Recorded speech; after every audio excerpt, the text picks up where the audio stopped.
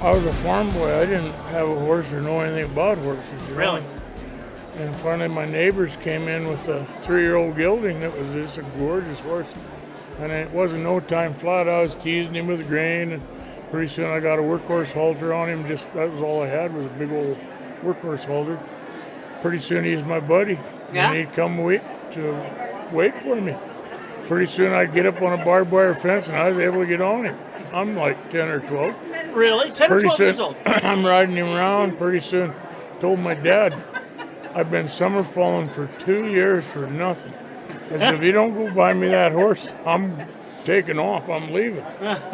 He went over there for $125. He bought me that horse. Oh, my land. And I rode him for 2 years bareback because I didn't have no saddle. Right. And I had a great uncle in Vegas, and he got me a Little Wonder kid saddle. And then I was Roy Rogers, boy. But anyway, that's all. When you were 12 years old, you did that. I drove tractor all day long when I was 12 years old. Oh man, you were doing the manly duties. I woke up one day and I was going through my neighbor's wheat field, sound asleep. But it was too long for my age. I was up too many hours, you know. But anyway, are we on air now? Yeah, of course Oh we are. gosh. Well, anyway. Don't shut up on me now, Dick. Now, Dick, tell me your full name. Well, I'm Dick Granell from Havre. I had Connie Cox for my neighbor, and he was my idol. He was Golden Glove champion boxer. Oh, wow. He was an all-around champion cowboy. He rode broncs, barebacks, bulldog, calf rope, team rope, and I just loved him, you know. And so I went to work for him for, I think, 7 years altogether. And this same horse I got for $125. I had nobody to discipline me. And I was racing every semi and every Cadillac going down the highway. Pretty soon it took half a mile to stop you, half a mile to turn him around, because I had nobody to discipline me, you know. I'm a farm boy. Well, Connie, I went to work for him, and he said, I'll tell you what, partner, quit jerking on that horse, or tomorrow you're going to be riding one you don't got a jerk on. You'll be hanging on. And that's just what happened. But anyway, he taught me to be a cowboy. And Merle Boyce and, Jack Bloxham, they had all the bucking horses I wanted to get on. I started riding, and I bid a lot of airtime. That's what they call me, Dickie Bird, because I was going like this all the time, flying through the air. But that was my better event in my life, I suppose. And I got to ride in broncs, and I got the team roping after I could afford a horse. Anyways, this is astounding to me to be here and to win this. And I've met so many people here that I ain't seen for 30 years or 40 years. Tell me how that works, because I know that someone has to write about you. Someone has to say, hey, Dick is the guy. So well, this is about you. So tell me how this happened. Jimmy Bruff and my son got me to sign up for it or try to apply. Sure. And Mark Larson is our brand inspector and a very good friend. He's on the board of directors, and he pushed me, see? Wonderful. And by golly, I give him he's a super guy, a lot of credit right there, you know. Yes. And I know there's probably people way more deserving than me, but I'm happy to be here. You know, the people who deserve it the most are the people who say that there's people more deserving than you. Mm-hmm. That is exactly who deserves it, are the folks who go, it's not supposed to be me. Yeah. Those are the people who deserve it. I did my thing. I bucking horse riding. I mean, I practiced so much, it was unbelievable. Jack Bloxham said, you ain't got to get on them all. He said, go sit down. After you ride one, go sit down and think what you're doing wrong. That was probably the best thing. I would get on a lot of horses, boy, and throw me off, and pretty soon I got doing better. And Jack said, no, just sit down and think about what you're doing wrong and let some of them other kids get on. I was just getting one after another, and I was getting tornadoed, you know. But anyway, Jack's gone. Well, all these people are gone now, but they're my good friends. Merle Boyce was like my big brother. So he helped me in the cow business, and I know his whole family, and they're awesome people. That's and wonderful. Everybody here. That's wonderful. This is a phenomenal thing here, you know. You don't go about your life, living your life, to expect something like this to happen to you, gosh. do you? This is just something else. Skip Joseph, we rode against each other, and Merle Gallagher and Oral Block, Peter Binks. They drive 5, 6 of them drive all the way to Havre and get on Jack Bloxham's horses, and that's right next to where I live now. And boy, a lot of us would get airborne, but we were learning. It was just phenomenal. And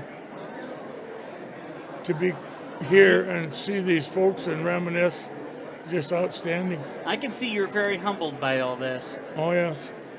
I got my whole family here, my grandkids, and my sons, and my wife. And I got 50-some people here just representing me. That's pretty cool. I told a lot of lies. Here comes my oldest son and my grandson. Wonderful. Hi, oldest son and grandson. How you guys doing? In 08, he was a champion bulldogger in Great Falls at the pro finals. Oh, really? Yep. All right, so you raised him right. Yep. How'd you meet your wife? At the Harlem Rodeo. I won the bareback riding, and I won third in the team roping, and we're going to go uptown and have some fun. And she's with a friend of mine as a date, and they all got out, and I said, there's something wrong with this picture, and she says, what's that? I said, well, you should be sitting here beside me. And it's history. That's pretty cool. I got a wonderful wife. How long you guys been married? 48 years. I won't tell her that you had that breadth of thinking there. 49 and June 30. That's wonderful. That's wonderful. What makes a long marriage successful? Huh? What makes a long marriage successful? I don't know, but we love each other, I guess, and just you got to communicate. If you got problems, you better talk it out. That sounds about right. I don't know, but anyways, I'm still married. That's the best part.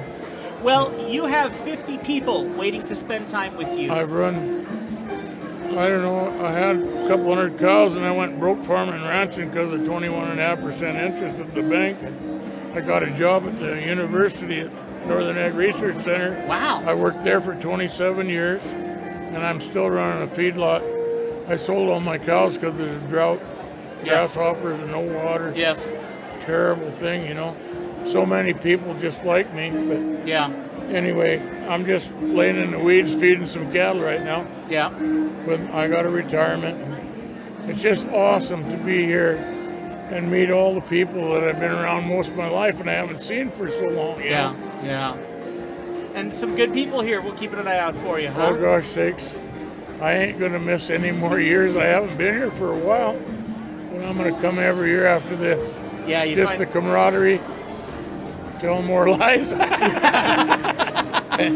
Well, Dick, thank you so much for your time, and congratulations. I appreciate it very much. I deeply appreciate the testimony that you leave behind. I love the testimony you're leaving behind for all the 50 people here with you. Yep. Very, very excited to see you. Thank you so much. Absolutely. Are we done now? We're done. Hey, you did fantastic. I appreciate it. I appreciate it. The Montana Lifestyles Podcast is brought to you today by our one and only amazing publication, the Treasure State Lifestyles Montana magazine. Just like our podcast, the magazine is made for Montanans by Montanans and gives you that Montana lifestyle, looking at so much incredible content. All you got to do is open up the magazine and find some inspiration on every single page. Now, before you think you can only get this magazine in stores, by the way, it is free and once a month. Make sure that you go check out treasurestatelifestyles.com to see their digital platform. That's right, you can go and see the latest publication before it even goes to print.